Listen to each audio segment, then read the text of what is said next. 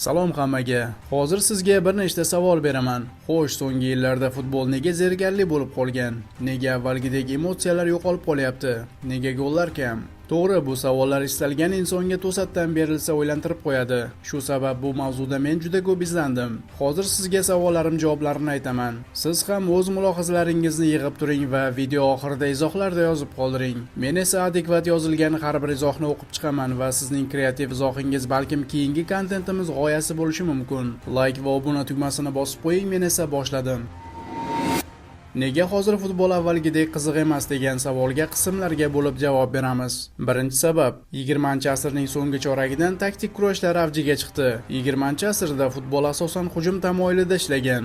Ya'ni o'sha davrda himoyachilar kamroq, hujumchilar esa ko'proq edi. Tabiiyki, bunday holatda hujumchilar umumiy futbolda ham ko'proq yetishib chiqqan. 20-asr so'nggi choragidan taktik kurashlar avjiga chiqqan dedik. Lekin bu taqriban olib qaraganda, chunki taktikalar oldindan ham bor edi. Ammo asr oxiridagichalik juda kuchli emasdi. Taktika kurashi futbolchilardan ko'ra murabbiylarning birinchi planga chiqishiga sabab bo'la boshladi.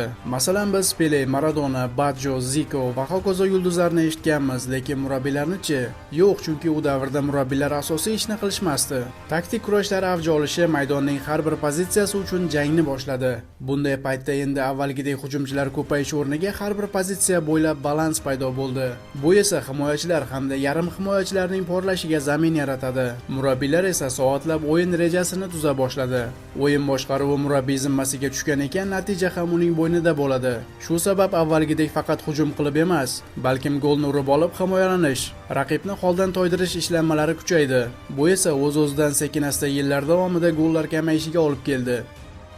Futbol gollar hamda ochiq jang bilan chiroyli. Shu sababdan taktika kurashi futbolni zerikarli bo'lishining kichik omillaridan biri hisoblanadi. Xo'sh, endi ikkinchi sabab. Hozirgi kunda gollardan ham ko'ra avvalgi janjalli tortishuvlarni, qattiq o'yinlarni sog'inamiz, to'g'rimi? Ayni payt esa derbilar, klassikolar, finallar ham xuddi o'rtoqlik uchrashuvlari kabi deyarli sokin va o'zaro hurmat ostida bo'lib o'tadi. Buning sababi futbol tepasidagi mutasaddilarning futbol qoidalarini, taqiqlarini ko'paytirishi va ogohlantiruvchi kartochkalarning arzimas faullarga ham berilaverishi. To'g'ri, bu futbolchilarning sog'lig'ini va insoniylikni o'ylagan holda amalga oshirildi. Lekin o'sha avvalgi shouga aylangan o'yinlarni ko'rib o'sgan avlod uchun hozirgisi biroz zerikarli. Uchinchi sabab. Hozir o'yinlar haddan tashqari ko'payib ketgan. Ilgari jamoalar 5-6 kunda bir marta o'yin o'tkazishgan bo'lsa, hozirda 3 kunda, hattoki 2 kun oralig'ida ham o'yin o'tkazishlariga to'g'ri kelyapti. Chunki milliy chempionatdan tashqari bir nechta kubok o'yinlari, terma jamoalar bahslari, Yevro kuboklar, o'rtoqlik uchrashuvlari va hokazo bahslar juda tig'iz taqvimni yuzaga keltirdi. Bunday holatda murabbiylar jon-jahdi bilan futbolchilari barcha musobaqalarda birdek ishtirok etishini va sovrinlarni qo'lga kiritishini xohlaydi. Mana shu sabab hozir kuchni tejash degan jumla futbolni zerikarli qilyapti. Chunki bitta o'yinni qiziqarli qilib borini berib o'ynagan jamoa yana 2 kundan keyin optimal formada o'ynay olmaydi. Ular natija qilish uchun himoyalanadi, to'pni shunchaki nazorat qiladi, simulyatsiyalar qiladi va hokazo. Aslida bu tashvishlarni futbolchilar va murabbiylar o'zlariga qo'pol qilib aytganda sotib olishdi. Nega? Chunki hozir futbolchilar ham, murabbiylar ham, agentlar ham katta maosh olishni istaydi. Klub maoshni qayerdan oladi? Albatta o'yinlardan. Aynan mana shu sabab o'yinlar ko'payib, uning sifati esa tushib ketyapti. To'rtinchi sabab. Media va internet rivojlanishi hayotimizning barcha sohasini o'ziga ipsiz bog'lab qo'ydi. Shu jumladan futbolni ham. Hozir umrida professional futbolga aloqasi yo'q qo'shtirnoq ichidagi mutaxassislar, blogerlar, arzirli faoliyat olib bormagan sobiq futbolchilar, saviyasiz muxlislar to'dasi birlashib har tomondan har xil gaplarni, kontentlarni ijtimoiy tarmoqlarga yuklashadi.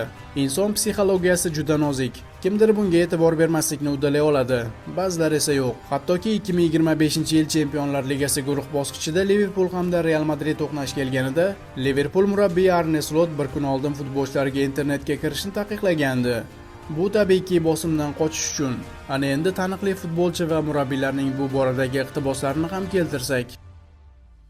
Fabio Capello, Guardiola uslubi futbolni zerikarli qildi. Ko'pchilik murabbiylar uni taqlid qilishga urinib o'yinning dinamikasini yo'qotdi. Jumladan Italiya futboli ham o'z rangini yo'qotdi. John Terry, bugungi futbol juda ham zerikarli. Masalan, Manchester City kabi jamoalarga qarshi 11 nafar himoyachi bilan o'ynalganda, tomoshabinlar ko'pchilik zarbalar, driblinglarni ko'ra olmaydi.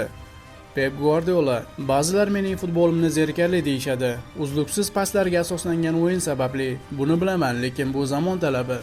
Arne Slot: jamoamiz zerikarli o'yinlar qilyapti, chunki hozir to'liq hujumkorlik bilan o'ynash juda qiyin.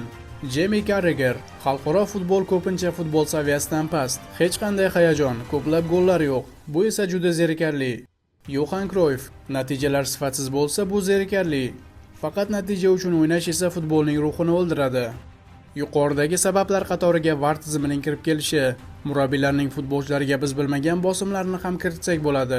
Hammamiz insonmiz va adashgan yoki ko'zdan qochirgan joylarimiz bo'lishi mumkin. Fikrlar shaxsiy va asosiysi subyektiv.